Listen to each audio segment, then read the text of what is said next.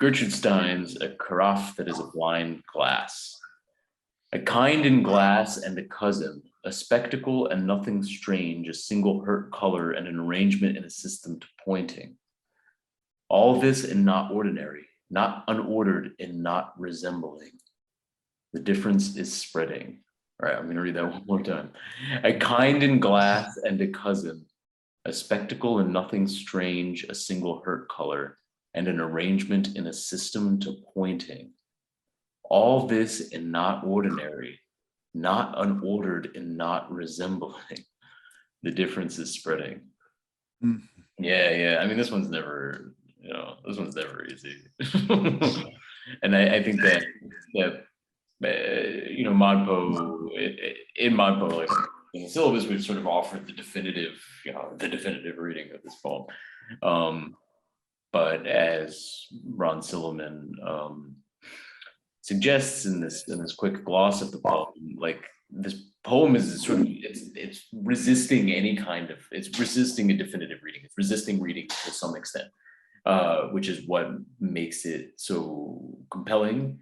And also, as Silliman offers in his kind of historical contextualizing of this poem, it's what makes it so different from other modernist poems, especially the high modernist or poems or other high modernist literature of Pound and Joyce.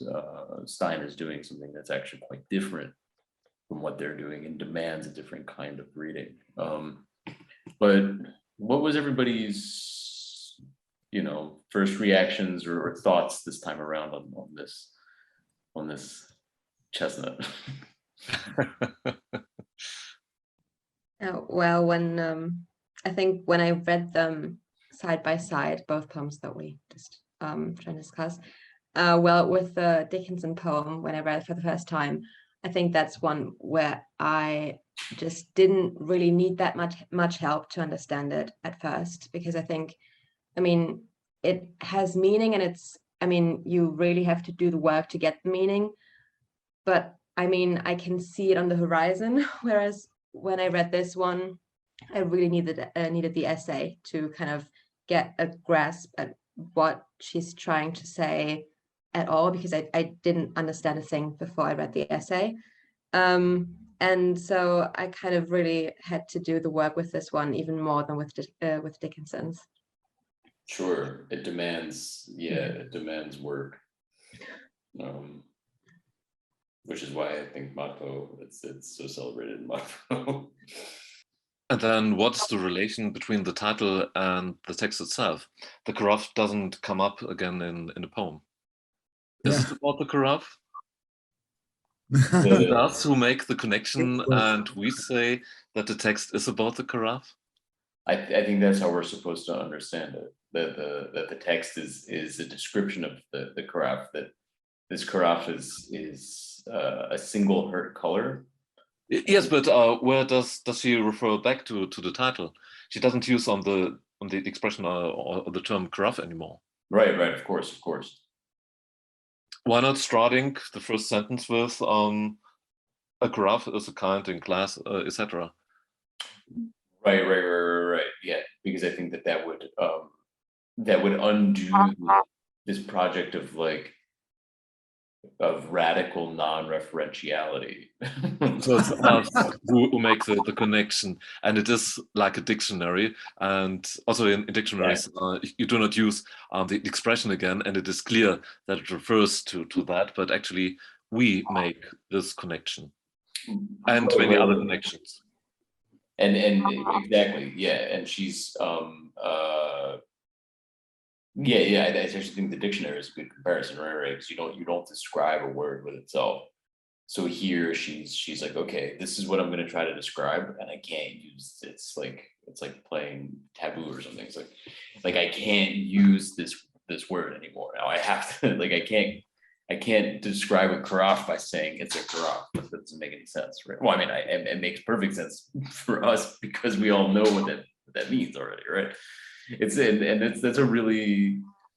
That's what's super tricky about the tender buttons, is that it's it's really forcing you to think about how, you know, how languaged our concepts of the world are, right? Like, because to describe something with itself is something we do all of the time, because the association of the objects in the world with the word for them is so strong that you know, like if you're like, oh yeah, I got this new carafe, and they're like, oh yeah, what's it like? It's like, oh, you know, it's a carafe. And they're like, oh yeah, actually, I totally understand what you mean, right? Like it's like you can just kind of say, you can just describe something with something, and people suddenly know what you mean. Totally weird process, but that's exactly what she's trying to get away from, I think, right? By creating some dictionary entry like poem that's like, okay, what's a carafe?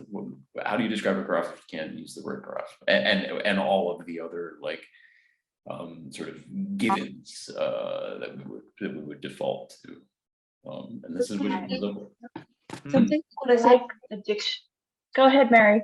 No, it's just a blind glass, for example, a blind glass would be something that doesn't reflect. For example, a glass on a table of wine, it reflects. If you're a painter, you paint the transparency, but it reflects. And a mirror is obviously always reflecting. So it's very strange that she would say a blind glass, because glass often reflects. Okay, that's it. I have this idea that it's kind of an impaired glass, something that you can't use because you can't drink out of it. So it's a cousin. Right. It's like a glass you drink out of, but it's not really that. So that's the way I read it. Andy, did you have something to tell us? I wanted to jump in on the dictionary analogy to say it's also like a project of portraits, like what she did with Picasso. Right. So she's making portraits of everyday objects, but with paint. So you don't make a portrait of something with skin. If it's a human being, you don't make a portrait of a human with skin and hair. You make it with paint. That's oh yeah, that's great. Yeah, it's a really good point. Sure. Yeah, because it's representational. It's you're working in a different medium in order to sort of recreate something. So she's using totally different words to describe. So she's kind of like it almost feels like she's saying, let's change the medium, let's change the texture of what I'm describing. And yeah, and so she's playing in this the sort of medium of language and trying to shake off its referentiality. An arrangement in a system to pointing. So this is like the meta moment that we're, you know, I think that we will all very readily seize on in ModPo, and that Silliman seizes on again here, because it's like it's unavoidable. I mean, an arrangement in a system to pointing, like this seems to be, you know, kind of like blind glass. This seems to be like a sort of key moment here in terms of understanding what's going on, and that is you know, the system to pointing is exactly this sort of referential thing, is exactly what seems to be in contention in this poem, or at least in Stein's approach to language. I don't know. Did anybody like understand the system to pointing perhaps in a less, or I mean, what does it even mean? Can somebody describe it? An arrangement in a system of pointing would be any language. Dog points to dog, but color, what does it point to? A single hurt color and an arrangement in a system to pointing. But what is, so yeah, I'm wondering, I guess we can do that whole sentence there, a hurt color and arrangement in a system to pointing. Like, what are these describing with the carafe? Like, we have the like higher order reading, but like if we understand this as being a description of an object, then like, what is she describing here? System to pointing is certainly a system of references, having references, referring to something, making connections. That is what she probably has in mind. Yeah, but what is that like? like if it just in terms of what she's describing though, like what does a carafe have to do with references and language and stuff? Like if she's like, okay, I'm going to describe this carafe and it kind of looks like an arrangement in a system to pointing, what does she mean by that? Like, is she talking about the shape? Is she talking about some quality of the object of a carafe? Like, is she talking about like the hurt color seems to be directly referring to the carafe. What a hurt color is, I don't know. And I think it's maybe it's the reminds me of the color of a bruise, which is a kind of a red wine. yeah. That's actually, I think that's a good way to go with it. Yeah. Perhaps it's actually not all that mysterious. Perhaps when she says hurt color, she means like the color of blood or a bruise, and she means red wine. Good. So But the arrangement and a system to pointing, I mean, so I kind of think of like the shape of the carafe, or perhaps like the spout or something like that. There's this kind of like, it kind of comes to a point at one point in order for you to be able to like right. pour Okay. wine, right? Like but it's not a point. It's an arrangement in the system to pointing. It's sort of approaching a kind of point, a sort of vanishing point without ever actually becoming a point. And perhaps she's describing there the shape. So and it has to be open so that something can be poured out. Right, exactly. So we've already covered the bases here. Like there's the material of it, glass, right? A spectacle and nothing strange. Man, I don't know what that means. Single hurt color, we started to go with we're talking about perhaps the color of the wine, and now an arrangement to a system of pointing. Now we're getting the shape of the thing. Going to your arrangement, she hung around, or rather they hung around her, plenty of artists, and they're always arranging. That's true. Yeah. Right. And I think that again, this is why the sort of meta reading, especially of this line, it seems so unavoidable, right? Because of the arrangement system, she seems to be referring to, there's plenty of like other creative practices that seem to be kind of bubbling up here. You mean like a still life? Yeah, that's exactly what I wanted to say. Yeah. Part of a still life. Yeah, it's exactly like a still life, for sure. It's a carafe on a table or something. When you think of Cubist painting, they have multiple vanishing points. So a system to pointing that might refer to a Cubist still life then. Oh yeah. Yeah, the multiple vanishing points, the multiple perspectival. Yeah. So much like the system of pointing, I mean, what does the differences spreading? What is that? If we imagine this as a painting, what is the visual? What is the image in the differences spreading? What is she talking about there? I mean, we can go with like the sort of meta poetic reading that in some ways is actually way more available here than the like the surface level reading. But if we were to try to do the surface level reading, like the difference is spreading. So it's like, okay, Gertrude, like, tell me what you see, like what's in your living room. And she's like, there's a carafe. I'm like, okay, cool. What does it look like? And she says, the difference is spreading. So what is she talking about when she says that? Is she talking about the shape of it again? Is she talking about something else? Like, what could it possibly be? Well, I read it like the shape, like the difference, maybe like the form, like you said, maybe, but well, that would contradict the first reading with the arrangement and the system to pointing when you said maybe it points, right? Which I found really cool because I didn't understand the sentence before. But if we read the difference of spreading as like a glass that opens at the top, then that would like both work. I think that actually does fit with the system, the pointing system, because there's a, perhaps it's a shape like that, like it's sort of, it starts to come towards a sort of asymptote, and then it kind of it opens back up again, and yeah, With a little beak on one side. Yeah. As the top of right, exactly. Yeah, with a little spout. Yeah, Yeah. and I can kind of see that as the top of the carafe is sort of spreading. What is the difference that is spreading?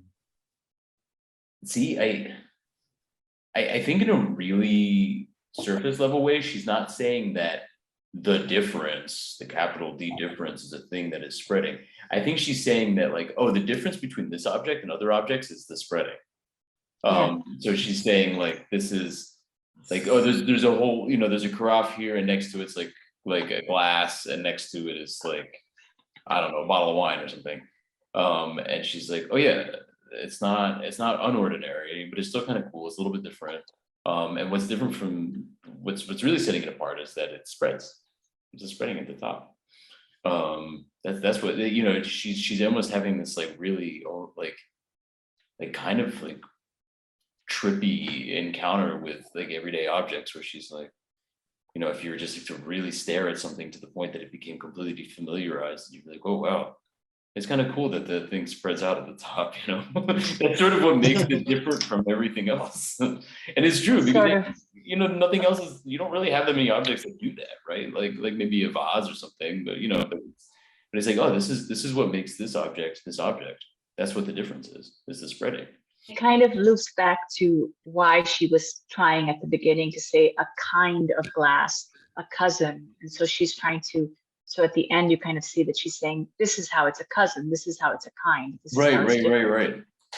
Because it's spreading. It's a cousin. It has its own character while being similar to its cousin objects.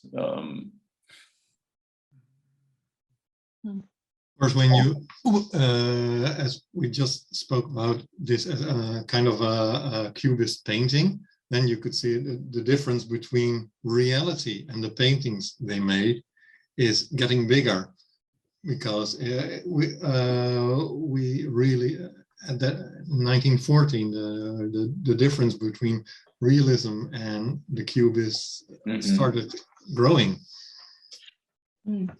Right. So that's the sort of like the kind of like ars poetica or sort of like programmatic reading. Yeah. That she's saying. Yeah, she's saying something about like regimes of representation here. Yeah. We're done with going with the exact thing, because you can look at it yourself. So we take a different approach. Does anybody want to offer some concluding thoughts on this poem before we wrap it up? The first time I read it, I thought the difference is spreading was another way of saying that my brain or mind, how we want to say today, was exploding. It was so difficult. It's and that actually ties nicely back to the Emily Dickinson poem. right, that there's this vast, like this like really heady vastness, right, that we're encountering here. Try to wrap your head around a poem like this. Right. Yeah, same for me. And I think it's good that we kind of stayed very much like on the first level of this poem, like trying to really find the imagery that she was trying to express, like really looking for the carafe in the poem, instead of jumping to the like more meta-poetic thing and the like analysis of like the differences spreading, that we can say like the meaning, like the meaning and words, that the difference between them is spreading. I think because that was the kind of interpretation that I jumped to, because it felt very familiar when reading the poem, because that was kind of the thing I understood first. But I think it's good that we kind of try to stay in the picture that she's trying to paint in a way. One of the things I was thinking about the Industrial Revolution, Yeah. all kinds of products that were supposed to be exactly measured and equal. It's happening here, she's saying, but it isn't. Everything isn't equal, and it depends on how you look at it and which circumstances and how it's arranged.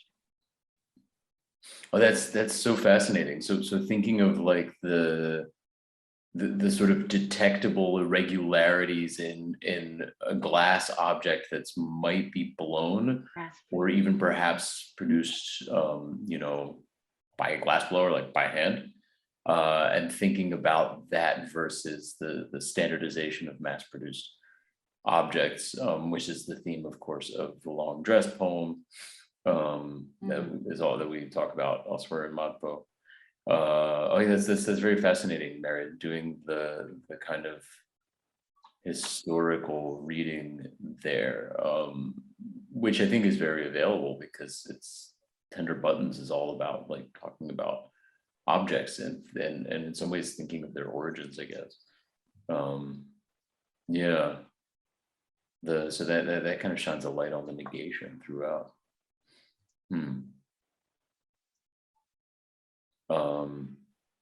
Any other final word on this? Well, thanks everyone. This was fun as always.